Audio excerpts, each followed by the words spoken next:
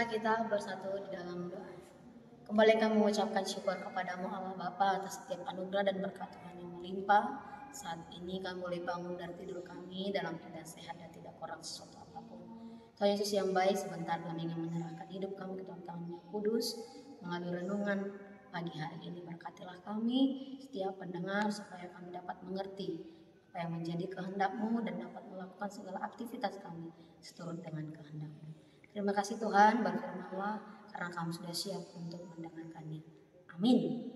Selamat pagi untuk kita seluruh jemaat Tuhan yang terkasih. Yang menjadi nats renungan kita pagi hari ini diambil dari kitab Sakaria pasal 14 ayat 9. Beginilah dikatakan, maka Tuhan akan menjadi raja atas seluruh bumi. Pada waktu itu Tuhan adalah satu-satunya dan namanya satu-satunya. Jadi Jehovah gabe raja gumong komliat portibion. Di hari nasa sadai sada situ tu Jehovah warna pe sadado. Demikian firman Tuhan. Saudari yang terkasih di dalam nama Tuhan Yesus Kristus, jika kita melihat seorang raja di bumi ini tentu memiliki waktu dan juga batas ketika dia memimpin menjadi seorang raja. Berbeda halnya dengan Tuhan yang dikatakan di dalam nats ini menjadi raja abadi, menjadi pemimpin yang kekal dan satu-satunya yang tidak dapat disaingi ataupun dibandingkan dengan siapapun. Oleh karena itulah nats ini secara eskatologis menekankan kedaulatan mutlak Allah atau Tuhan pada masa akhir. Dan dalam nats ini juga ditegaskan bahwa Tuhan akan menjadi satu-satunya raja atas seluruh bumi dan tidak ada lagi kekuasaan dan pengaruh lain selain Allah yang tidak benar-benar tergantikan. Dia adalah satu-satunya raja yang sempurna, di mana Tuhan hanya satu-satunya yang berkuasa. Bapak Ibu Saudari yang terkasih di dalam nama Tuhan Yesus Kristus, penggenapan nubuat mesyanik ini terdapat dalam tradisi Kristen ini. Ayat ini sering dipahami sebagai penggenapan nubuat tentang kedatangan Yesus Kristus sebagai Mesias. Kenaikan dan pemerintahannya yang kekal dianggap sebagai realisasi janji Tuhan bahwa suatu hari nanti seluruh bumi akan mengakui Allah sebagai Raja satu-satunya yang memimpin dunia ataupun bumi ini. Karena itu kesatuan umat manusia menyadari bahwa seluruh bangsa dan suku akan bersatu di bawah kekuasaan Tuhan. Hal ini menunjukkan bahwa akan berakhirnya sebuah perpecahan, konflik dan juga penyembahan berhala.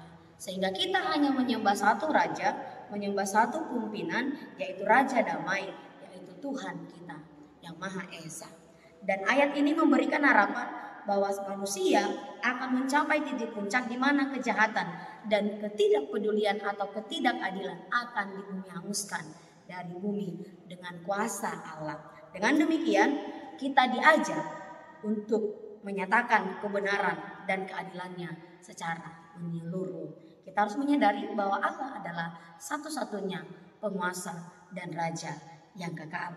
Oleh karena itulah Zakaria 14 ayat 9 ini mengingatkan kita, mengajak kita para pendengar untuk tetap beriman dan berpengharapan kepada Tuhan dan hidup dalam keyakinan sampai pada akhirnya.